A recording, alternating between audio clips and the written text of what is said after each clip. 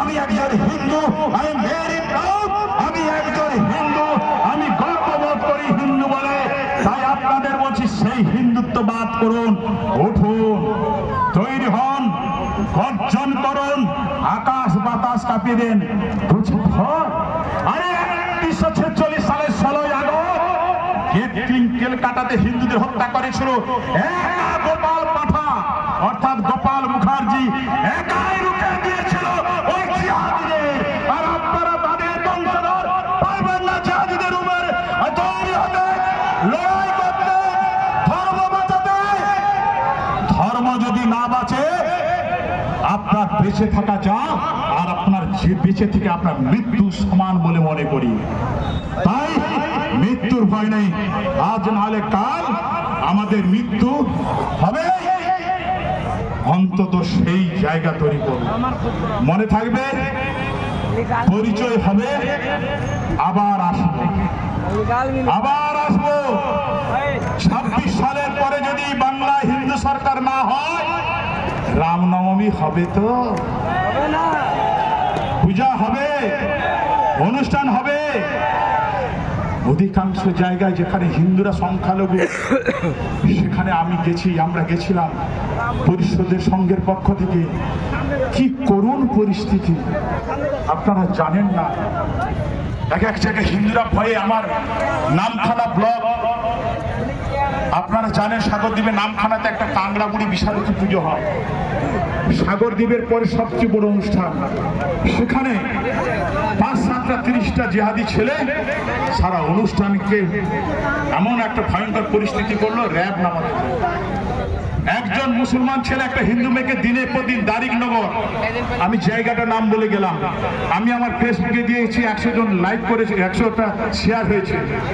প্রস্তাব দেওয়ার পর সেই মেয়েটা রাজি হয়নি বলে ঈদের দিনে ছুরি দিয়ে তার হাতটাই কেটে দিয়েছে ওই যুবক। থানার পুলিশ অ্যারেস্ট করেনি, শাসক দলের এক নেতা রাতের অন্ধকারে ভয় দেখিয়ে বিষয়টা চেপে দিয়েছে। আমি প্রতিজ্ঞা করেছি নামখানা ব্লকের যুবক হিসাবে, যদি কোনোদিন সরকার পরিবর্তিত হয়, ওই নেতাকে উলঙ্গ করে নামখানায় যদি চাপকাতে না পারি, আমি সনাতন ধর্মের জবান নেওয়া আমার ভুল হয়েছে। আপনারা তাই বলুন। ভয় আছে, ভয় আছে, ভয়কে জয় করতে শিখুন। যদি ভয়কে জয় করতে না পারেন, তাহলে দেশ ছেড়ে পালাতে আমাদের হবে। কিন্তু পালাবেন কোথায়? ওধারে পাকিস্তান, এধারে বাংলাদেশ, ওধারে কেরল, ওধারে শ্রীলঙ্কা। আর বাড়িতে বাড়িতে আর একটা কথা বলি, মা বোনদের অনুরোধ করে, পিতা পরমেশ্বর নামে একজন দেবতা এসেছে। এই পিতা পরমেশ্বর নিয়ে বলবেন এরা খ্রিস্টান, এরা মুসলমান এলাকায় যায় না, হিন্দু এলাকায় মানুষকে ভুল বুঝিয়ে সেবার নামে ধর্মান্তরিত করছে। আর মেয়েদেরকে লোভ দেখিয়ে টাকা পয়সা বিভিন্ন কিছু দিচ্ছে বলে যাচ্ছে। মাগো, তোমাদের চরণে শতকোটি প্রণাম। অন্তত হিন্দু বাড়িতে 7 জন্ম তপস্যা করার পরে আপনি হিন্দু বাড়ির মা রমণী হয়েছেন, মা হয়েছেন, হিন্দু বাড়িতে জন্মগ্রহণ করতে পেরেছেন।